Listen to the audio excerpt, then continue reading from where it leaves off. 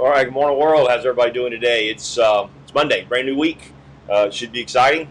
It's almost the end of July. How crazy is this time going? It's been 4 months, I think. Maybe a couple of weeks more than that since the pandemic and all of that thing kind of erupted, and then of course everything else that has come along since that. But man, what a great week we've got going on, right? It's Monday, it's early. Who knows what's coming down the road? So excited to be back with you guys. Hope you had a great weekend. We had a really good weekend, just hanging out with some kids and our grandkids and church, and man, it was awesome. So ready to go this week and see what it's got for us.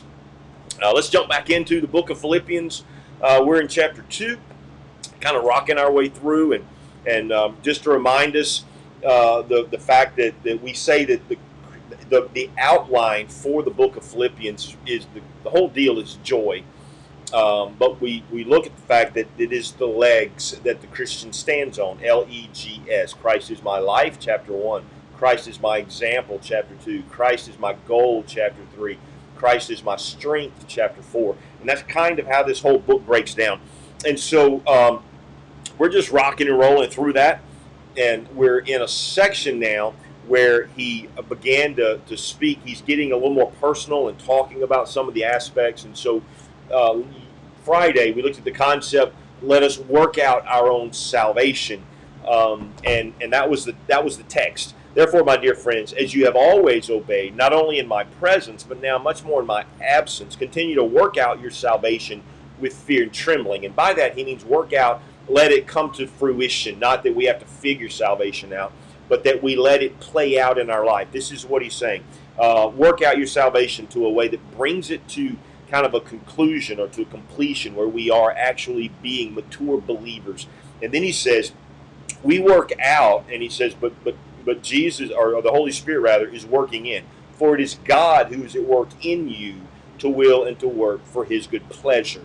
So that's kind of the context of the next verse, which is one of the verses, I guess, of all the scriptures. This one is one of the ones that, like, oh man, really?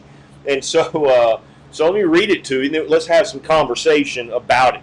Do everything without grumbling or arguing, so that you may become blameless and pure, children of God without fault in a warped and crooked generation. Then you will shine among them like stars in the sky, as you hold firmly to the word of life. And then I will be able to boast on the day of Christ that I did not run or labor in vain. But even if I am being poured out like a drink offering on the sacrifice and service coming from your faith, I am glad and rejoice with all of you. So you too should be glad and rejoice with me. So that's the context. That's the verses that we're going to look at today. And man, aren't they like daunting, right? Do everything without grumbling and complaining? Seriously, everything? I mean, have we seen the world that's going on around us? And Paul just says, hey, in everything, don't be the complainer and don't be the whiner. The word grumbling there really is just kind of just says what it means. Onomatopoeia, I think is what that was way back in my grammar days. So it just means mumbling. Like, you've seen your kids kind of mumble under their breath. I don't know why we have to go to the store. I don't know why we can't do it. That's what he's talking about. Stop it. Stop the whole blah, blah, blah, blah stuff. And then he says, and complaining. That's verbal discontent, where you make your case known that this is foolish, what somebody's asking me to do. And so he says, stop doing that. I mean, you think about the world today. I'm not saying that we weren't complainers. I rarely remember my parents complaining about much. I really don't. You probably don't either. That generation, if you were anywhere in my framework, they just didn't. But it seems like what we see today is nothing but complaining. And I don't know if it's social media that's made that happen or not, but the whole world seems to be complaining about everything. We complain about traffic, right? We complain about the foolishness of our coworkers. We complain because my gadget doesn't work right or doesn't work fast enough. We complain about the slow lines that we're having to be in certain areas, or we complain about the self-service lines because we think we're being cheated somehow out of service. We complain about the Republicans, and we complain about the Democrats, and we complain about government in general. We complain about everything. We just complain. We're just ungrateful people. It seems in this world, and so Paul, I'm sure, was dealing with the same thing with complainers. And in the midst of that, he simply says, stop it. Don't do that. Do everything without grumbling or complaining. So just think for a minute with me. It's a painful thought, but what is it? Are you a complainer? Do you see yourself that way? I have an idea that most complainers don't think they're complaining. They think that they're improving the world by stating what's wrong with it. But really, isn't it just complaining when we do that? And if we're complaining, what does it say about our relationship with a sovereign God who sifts everything that happens before it comes into our life? And can you be grateful if you're complaining? These are the thoughts that, as I wrestled with this text and my own failures in this area, that really complaining and grumbling is a sign of ungratefulness. Seriously, I mean, think about it. We complain about the silliest things. We have first world problems, really. I mean, when you start thinking about what we're complaining about, tell that to the kids who eat maybe one meal a day. Tell that to the kids in Haiti who make mud cookies in order just to fill their bellies while they die of starvation. These are the things that we really don't have a whole lot to complain about. And so he's telling us, listen, it's very important that part of working out your salvation, part of bringing your maturity to completion, is this cease and desist of complaining and grumbling about things. And so he gives us 3 reasons why. That's his statement. Hey, do everything without grumbling and complaining. We talk about what God's working in and what you're working out. That's one of them that you want to just push out and get rid of. Then he says this, so that, here's the reason, so that you may become pure and blameless, children of God, without fault, in a warped and crooked generation. So what's he telling me to do? Hey, don't do that stuff because it's the way the world does it. I want you, Paul says, to stand out. I want you to be pure and blameless. I don't want people to find fault with you. That word blameless means that without fault. Some of your versions may say above reproach, and that means one who nothing can stick to him. You can't find a complaint that would stick to him. It's like we have this Teflon coating. This is what Paul is referring to. I want you to be considered blameless and pure. I don't want anybody to label you as a complainer or as a whiner in the midst of this perverse and wicked generation that's looking for any reason to slam Christians. Is that not crazy? He's hitting right where we are these days. What I say affects not just me, but how people see the God in whom I embrace. If all I do is walk around complaining, what does it say about the God that I serve? And this is what Paul is saying. He's saying, hey, listen, as you're working this out, make sure you're pure and blameless. This seems like a small thing, doesn't it? You would think he would be talking about, hey, I don't want you committing adultery. I don't want you committing murder. I don't want you doing those things. But it really is the little things that cast the longest shadows, isn't it, in our life? I mean, it's those little flaws that tend to irritate us, right? I mean, just in a relationship. It's those little things.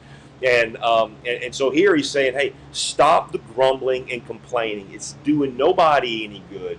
I want you to be seen as pure and blameless kids of the King in the midst of this wicked and perverse generation. That term wicked there is really, I guess it's warped, but it means it's crooked. It's scolios in the Greek, which is where we get our word scoliosis, where the spine is curved. He said this whole world is kind of crooked. There's no straight path. It's just this convoluted mess of stuff. And he says it's a crooked generation. It's warped. It's perverse. They chase after silliness. And he says, I want you to stop that. And so he says that's the first reason, because he says because it separates us from the world, because it's how the children of God should act. I love that, because that's what I used to tell my kids when they were growing up. Hey, This is our family. I don't care what happens in the other families. In our family, this is how we operate. That's kind of what Paul's doing here. Hey, in the family of God, we don't complain. We don't grumble. Let's get on down the road. Let's just embrace life. Let's see the upside of life. Let's be those people who are encouragers, who are optimistic, who are grateful, who understand that a sovereign God will work all things out. This is what he's calling us to do. And the second reason why he says that is so that he says, then you will shine among them like stars in the sky as you hold firmly to the word of life. So two things he says. It matters what we say, how we grumble, how we complain. That's what we say. And it matters how we behave. And that's when he says, when we don't say things like that, we behave in such a way that we become a light. That people look at us and go, man, there's something different about them. That's the most incredible thing anybody can say. Hey, there's something different about you. You're not like the rest. That's how we want to be seen. Not like there's something different about you. You're not like the rest because you're weird. But there's something different about you because you tend to just not be affected by how life comes at you sometimes when it's difficult. This is what he's calling us to, so that we would shine as lights in a warped and crooked generation. There's something powerful about light and shining, and we're drawn to it. We're drawn to fire, right? We're drawn to Christmas lights.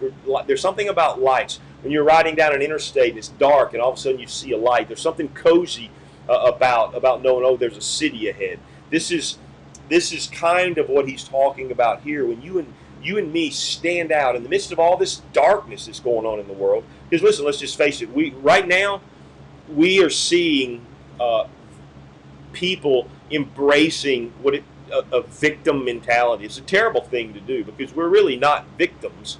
We're simply living life as people do things to us, as we do our own foolishness, right? We get in trouble because of our sin, the sins of others, or the sin principle. But we have a God who overcomes. I expect the world to complain about us and play the victim. That's what we're seeing played out. But for Christ followers to begin to play the victim and woe is me and look at what's going on, it's a total disconnect between the reality that we live with the sovereign God. And Paul is trying to help us understand that. You got people complaining now. They don't even know if they're protesting. They don't even know what they're complaining about. They're just out there doing that stuff. And he says, you hold firmly to the word of life. You breathe out God's sovereignty. When you're not complaining, you demonstrate that you trust in the living God to meet your needs, to walk you through the things that ought to be, and to give you a path through those things. It's how we do it. It's how we embrace.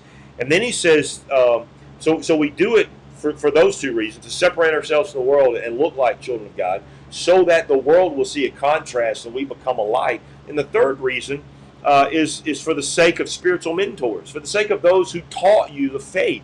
This is what he says in verse 16.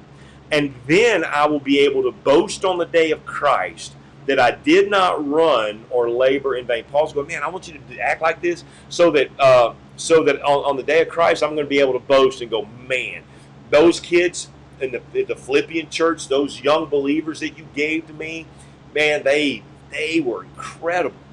That's what he wants. And so there's that reality there. I think what he's saying, and when he comes down to it, he says, but even if I'm being poured out like a drink offering on the sacrifice and service coming from your faith, I'm glad, and I rejoice with you all. I rejoice with you all bucking up in the midst of mess. And you too should be glad and rejoice with me that I'm bucking up in the midst of this imprisonment that I have.